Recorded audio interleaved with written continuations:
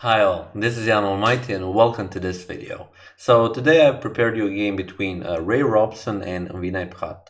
So for those of you who don't know, Robson is considered to be one of the most talented young chess players nowadays.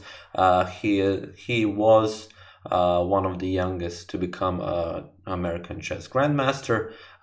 We saw him this year actually participating in the US Championship. And on the other hand, we have Vinay Bhat, who is also an American chess grandmaster. But on the other hand, he was actually the one who broke Bobby Fischer's record to be the youngest national master.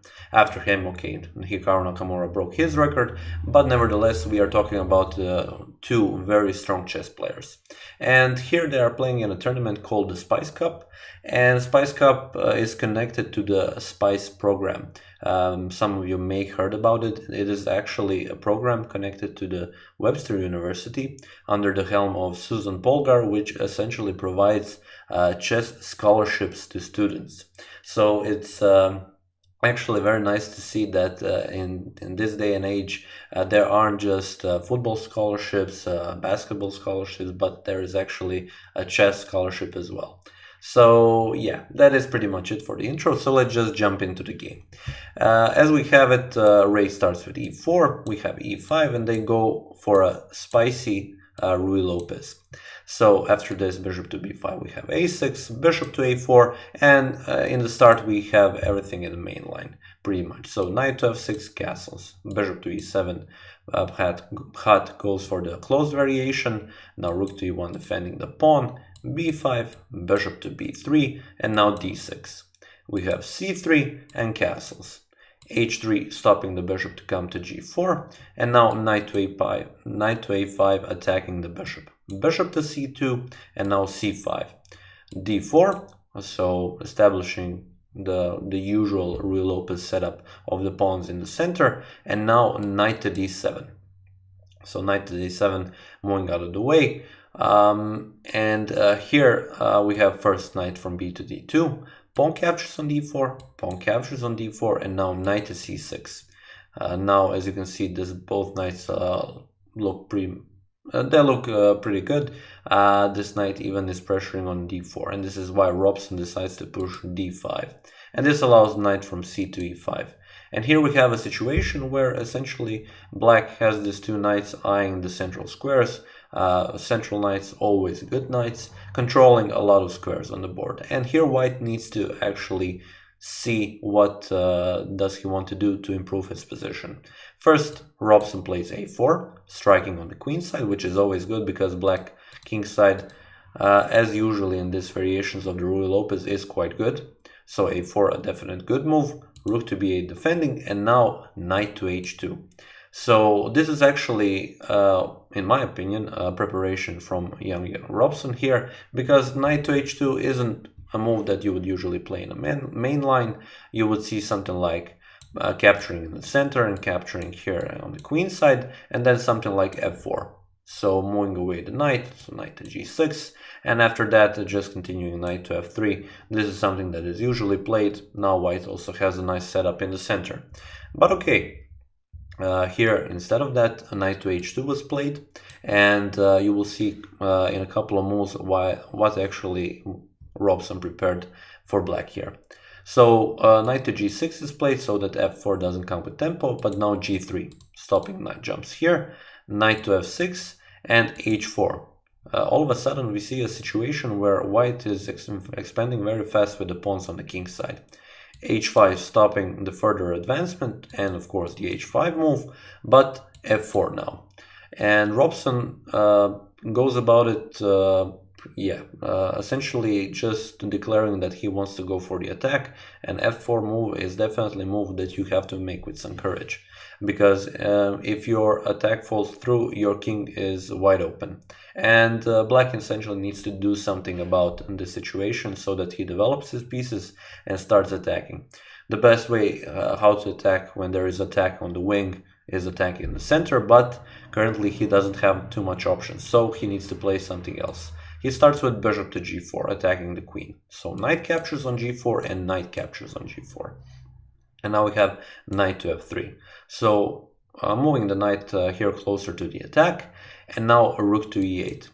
Here in this position, maybe already c4 could have been a move to create some threats on the queen side. Rook to e8 seems like a slow move, and Robson, in his preparation for this game, will definitely show why, because now he plays e5. e5, you see, it's a pretty simple idea. If pawn captures, then quite simply bishop captures on g6, ruining black's pawn structure. So because of that, knight to f8 is played. And now we have bishop to f5. So moving the bishop closer to the attack and also attacking this knight here on g4. Now queen to b6. So if c4, king is in check, so king to g2 first. And now rook from b to d8. And here, when I analyzed this game, I noticed that Bhat didn't really had a good feeling about how to approach this position, because rook from b to d8, essentially, okay, it does, I would say, defend this pawn, so stabilizing on d6. But as you can imagine, the whole idea from white isn't actually to go about attacking in the center. His main occupation will be attacking on the king side. My idea of best way to move forward with black pieces is probably playing something like c4 and waiting for white to do something to actually attack on the queen side, so to create some chances on the other side of the board. Because as you can see, there is not much that black can do here on the king side. He just needs to make some waiting moves, so to speak. But okay, rook from b to d8 is played, and now knight to h2. So bring another attacker for the knight. So knight to h2, king to h2. And here finally c4 was played. So to open up the queen can maybe even give a check on f2 here. But this is easily stopped by bishop to e3. Queen to b7, and now e6. An excellent move by Robson, which essentially starts the attack and goes about just crushing the pawns in front of the black king. Here Bhat plays bishop to f6, and this allows him some counterplay, because now this bishop becomes very strong, but essentially he is in a position where he is just too slow. First Robson captures on b5, queen captures on b5, and now he captured on h5. But actually a much better move here was to capture on f7. This is with check, king to f7, and now queen to h5. This is all with tempo. You don't have to be afraid of g6, because quite simply you can capture, knight to g6, and f5 is awaiting. Now you will regain your material, so you will recapture the piece. You will open up the f-file. Black king will be wide open, and on the other hand, you don't have to be afraid of any checks, because quite simply king to h3 is a move that you can make without being afraid. So this is something that could have happened, but Robson didn't go for it. So he went for queen to h5 immediately, but this allows a rook to e7. So bring another defender to the f7 pawn. Rook to e2, now defending on b2, and now pawn captures on e6. Pawn captures on e6, and as you can see now there is this attack to the queen. And d5 is played, so to maybe block these ideas. We have, because of the threat of d4, bishop to d2 is played, and now d4 nevertheless. But this allows actually a very good move from white, rook to a5. Now the queen is attacked, she has to move, queen to b6, and here the moment of truth, what should you play as white? So first you missed your chance, so Robson missed his chance by capturing on f7, and he could have had a much faster and stronger attack. And here now he has been provided a second chance, where he needs to find a kind of a harder move to find. The move that he needs to find here is rook to c5, and as I've said, it isn't an easy move to find, because queen, okay, if queen captures on c5, you have to see bishop to h7, knight to h7, and queen to c5. Now you will be attacking these two pawns. You will get both of those pawns, and in a sense you will get rid of possible passed pawns for black. And this is the main idea, of course, not just that, but also winning some material.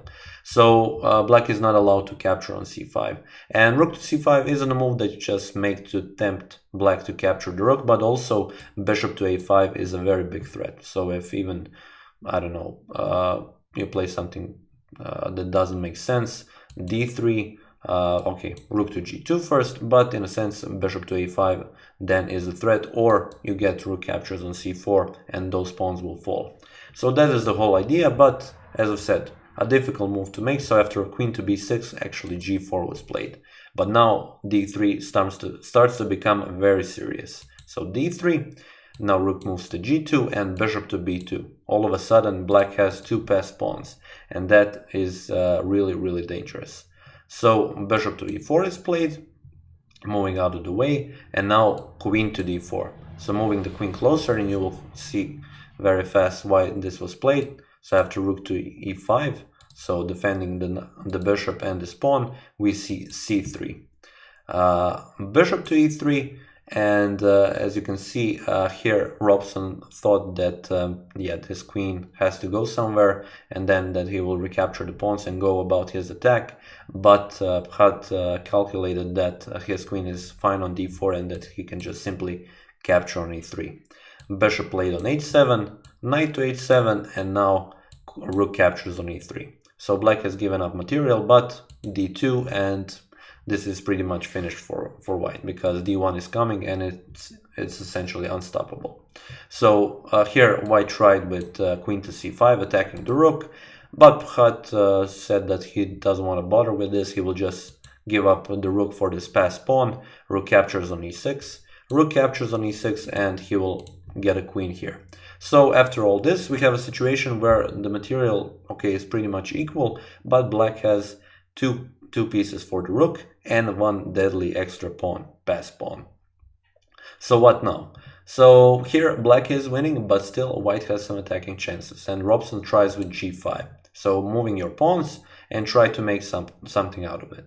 But Bhat now is in a position so where he can show his grandmaster strength. So he starts with knight to f8, attacking the rook and moving out of the way so that g6 doesn't come with tempo. Rook to e7, and now queen to h5. Queen to h5 with a threat of capturing on h4. So queen to c4 check first, king to h8, and now f5. f5 moves and the queen is defending on h4. Now c2. And the reason c2 is played, if you capture with the queen, you just get queen captures on h4. Pretty much the same idea would, and also at the same time, rook cannot capture on c2. So here, because of all of that, white Robson here just tried one last try, f6, but without being afraid, here Bhat just promoted to the queen. Pawn captures on g7, bishop captures on g7, and now queen to c1.